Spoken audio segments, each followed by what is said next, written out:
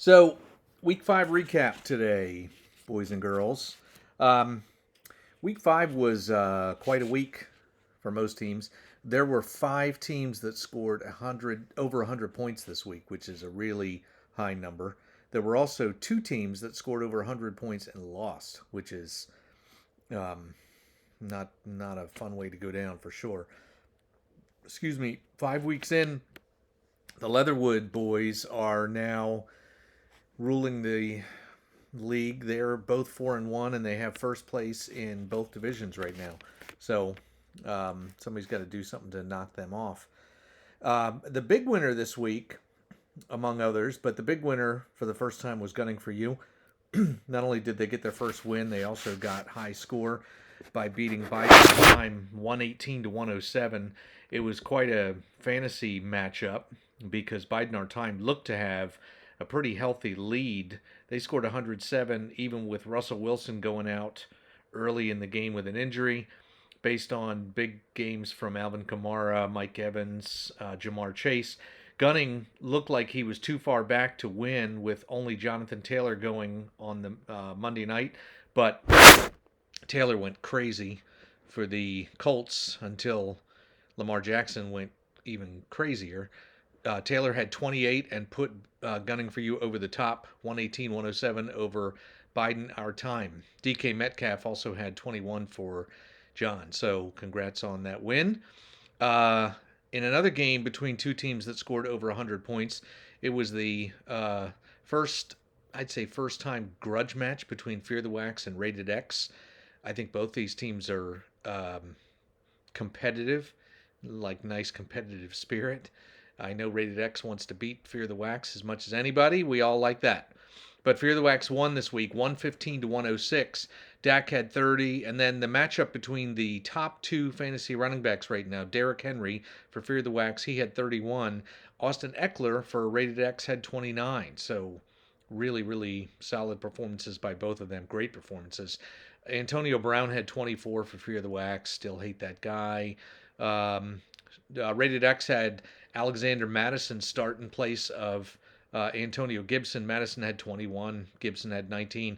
But she still had a chance on Monday night. In that same game, Michael Pittman had a real solid outing with 14, but she needed more to have a chance to win. So 115 106 is the final.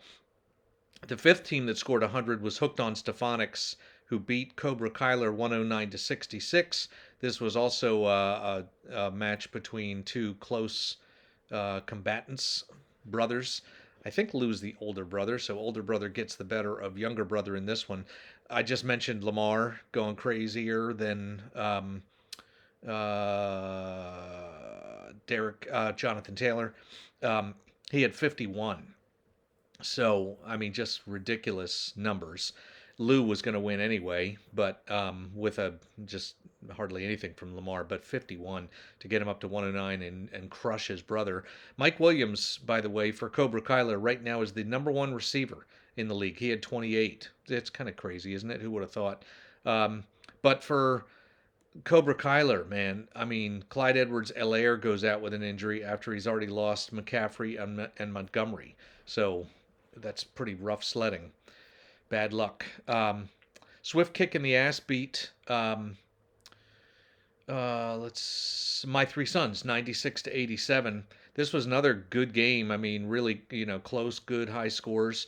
Um, for Swift kick, I mean, he was down I think 80 to 32 going into the Sunday night game. He had three Chiefs going and one Bill. The Chiefs all did kind of what you'd expect between Mahomes, Kelsey, and Butker, but Emmanuel Sanders really was the difference. He caught two touchdowns, had 17 points for Swift kick, which gave him enough to stay far enough ahead of my three sons, who only had, I think, Rodrigo Blankenship, another guy who got hurt. She was missing two starting running backs in this one, Dalvin Cook and Chris Carson. So because of that, she ended up with 1 point from her running backs. Justin Herbert, 49. I mean, that guy, if you look at the last 3 weeks scoring, I'd say he's probably the number one quarterback in the league, at least over the last three. I think he's number four overall, just a stud. Um, So Swift Kick gets to 4-1 and opens up a lead in I think it's the Riggins division. My Three Sons is now 2-3. Sha'arin the Rock, the other team that moved into first place, the other Leatherwood squad, beat Harding's Hitmen 90-83.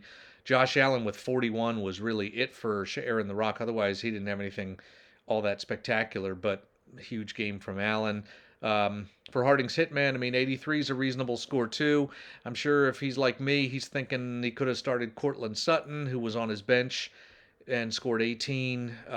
Probably would have given him the win. Would have given him the win if he had started him over two of his other receivers. But again, that's the way it goes. And Michael's Minions, as expected, had an easy time with the Book of Ezekiel, 80-53. Saquon got hurt early for Michael's Minions, and then Daniel Jones got hurt. My prize acquisition would have given me 3 points or something before he became concussed. Rogers and Adams, the duo for Michael's Minions, had 51, and that was really just about enough. So first, the boy stole Kyle Pitts from me, sat him on his bench with 17 just to add insult to injury, and then beat his old man. So that's what happens. All right, that's it for week 5. See you guys, I guess, tomorrow with some commish picks.